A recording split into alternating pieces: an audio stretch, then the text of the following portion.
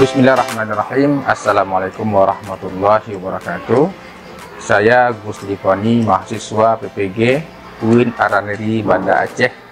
Dalam kesempatan ini kami akan melaksanakan PPL sekaligus melaksanakan penelitian tindakan kelas. Dalam praktek ini kami akan menyampaikan materi tentang fungsi dan kedudukan hadis terhadap Al-Quran yang akan disampaikan dengan model pembelajaran problem based learning. PPL ini dilaksanakan di kelas 10 Madrasah Aliyah Assalam Nagabralih Kampar Riau, dan insya Allah akan berlangsung selama 2 jam pelajaran. Terima kasih. Assalamualaikum warahmatullahi wabarakatuh.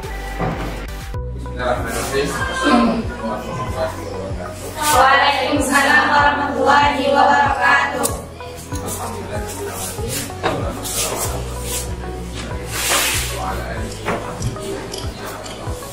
Baik sekalian, yang berbahagia, apa kabar semuanya?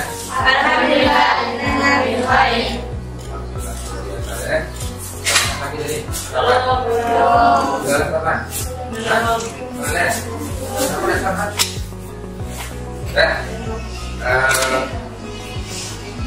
Pada pelajaran yang lalu kita sudah belajar tentang analisasi Al-Quran yang menjelaskan tentang fungsi dan kedudukan.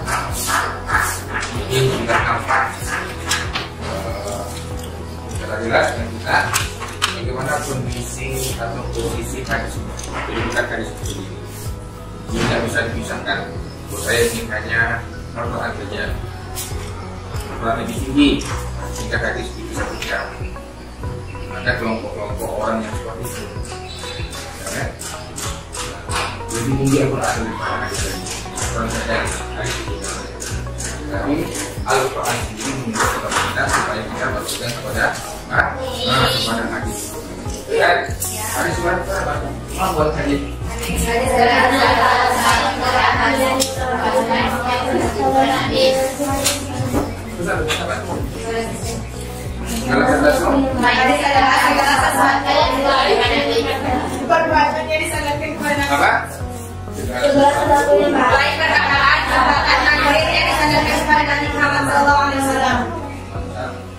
Ya, Al-Quran, Al-Quran adalah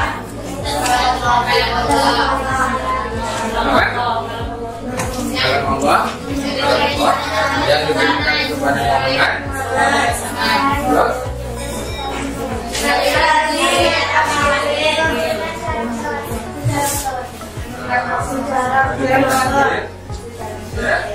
Yang diberikan secara mutlak. Baik, apa dalil Al-Quran yang menjelaskan tentang kedudukan hadis? Surah Al-Imran ayat 32, surah Al-Nisa ayat 5.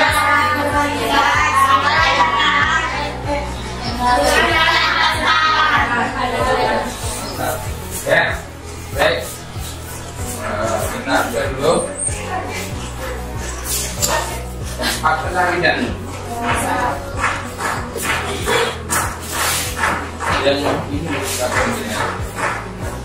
Amelia Ramadhani, Amelia Yani, Anissa Al-Mafkira, Arifah Ahyan. Baik, ini di antara tujuan pada hari ini adalah kita bisa nanti memahami bagaimana contoh-contoh secara detail hubungan antara Quran hadis, ya, berkaitan hubungan antara Quran hadis itu seperti apa bentuknya. Itulah yang akan kita pelajari pada hari ini. Tentu dengan materi yang akan disampaikan, maka nanti bisa menentukan ini fungsinya apa, ini fungsinya bagaimana, ya. Dengan materi ini akan apa nanti, ya, bagaimana sebetulnya berkaitan hubungan antara hadis dan Al-Quran.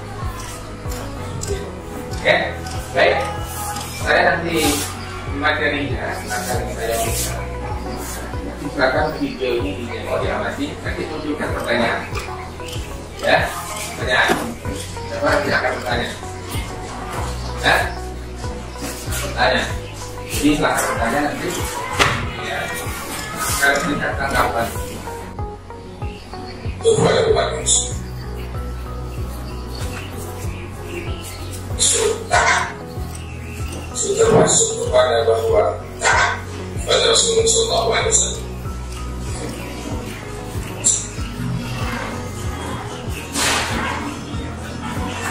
Sebagai sumber ayat sudah masuk kepada bahwa taat pada Rasulullah SAW.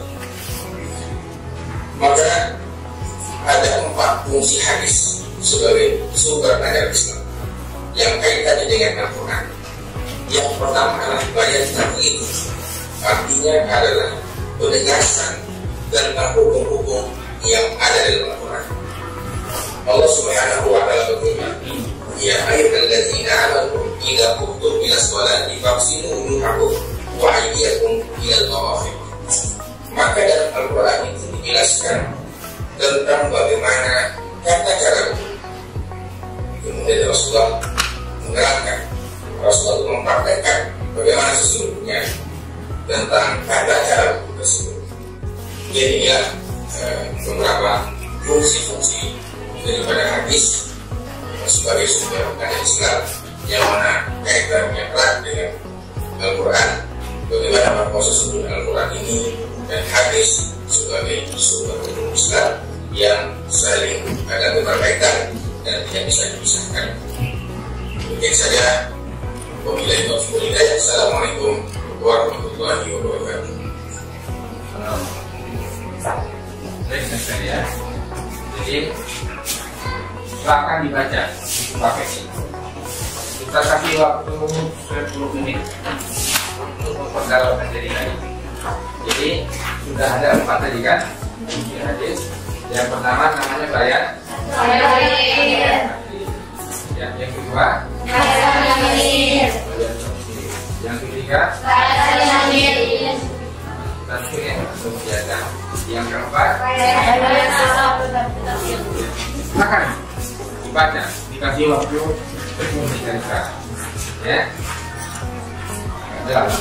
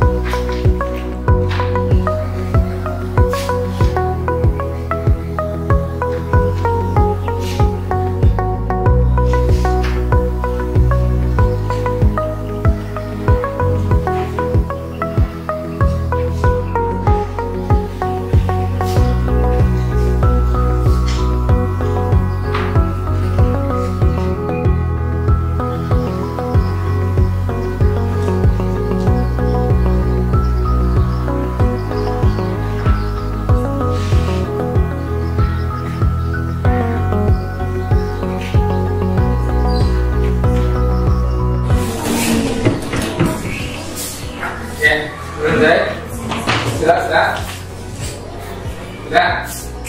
Baik.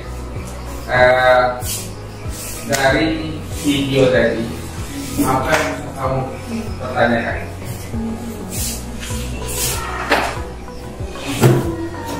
Apa yang bisa kamu tanggapi dari video ini? Silakan. Hah? Silakan. Ini. Nama saya Sita Ola Masa. Kan saat fungsi hadis yang keempat kan tampil, artinya menghilangkan. Kenapa ayat Al-Quran tersebut dihilangkan dan kenapa mendatangkan hukum yang baru?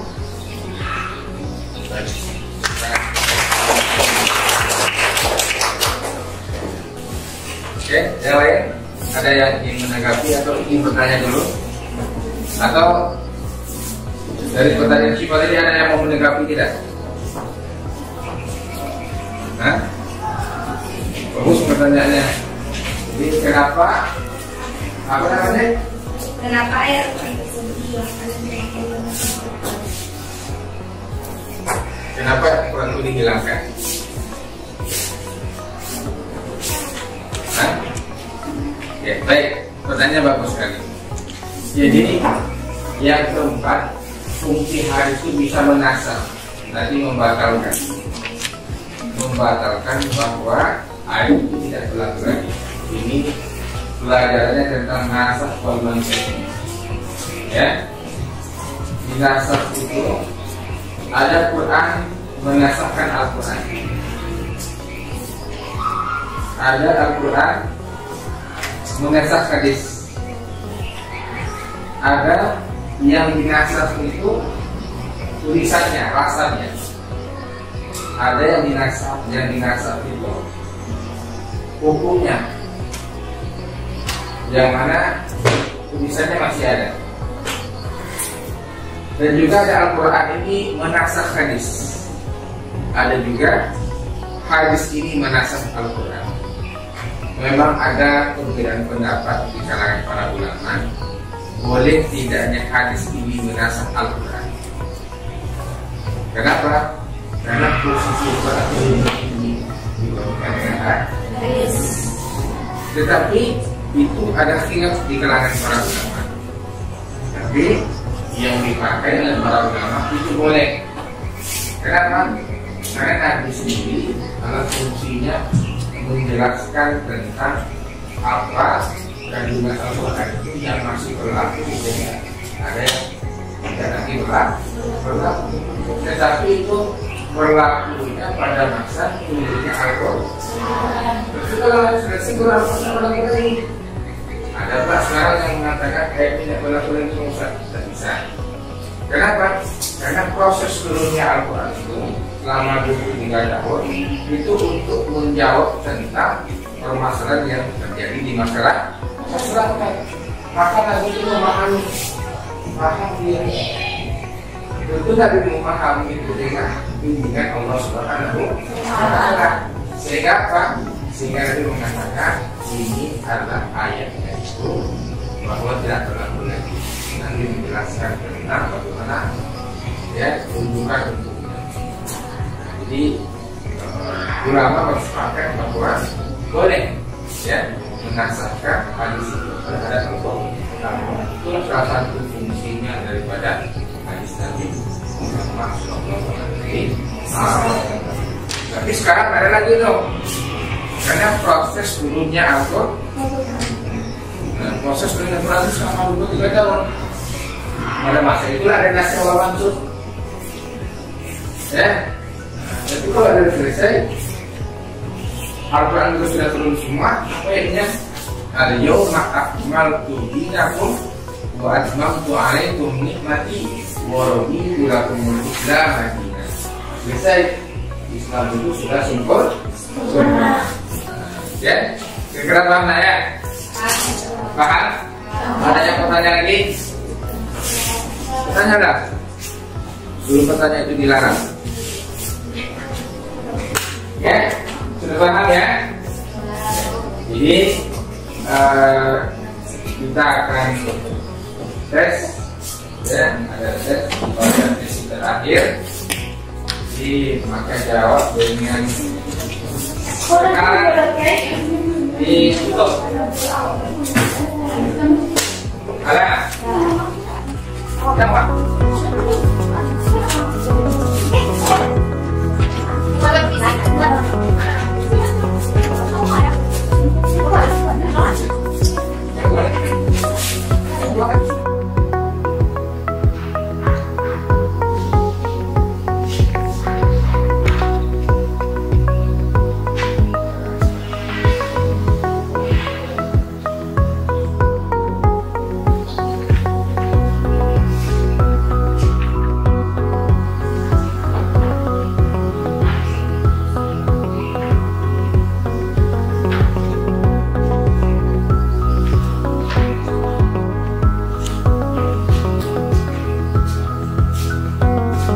Jadi untuk menambah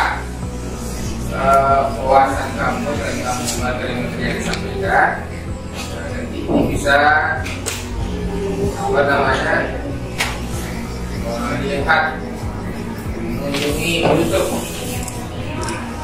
ini klik ya, atau juga buku elektronik, buku paketnya kita cetak oleh Kementerian Agama bisa juga, atau melalui website yang memuat tentang materi-materi ini ya. Jadi mungkin saja sekalian pertemuan kita pada hari ini mudah-mudahan bermanfaat, dan saya dengan percaya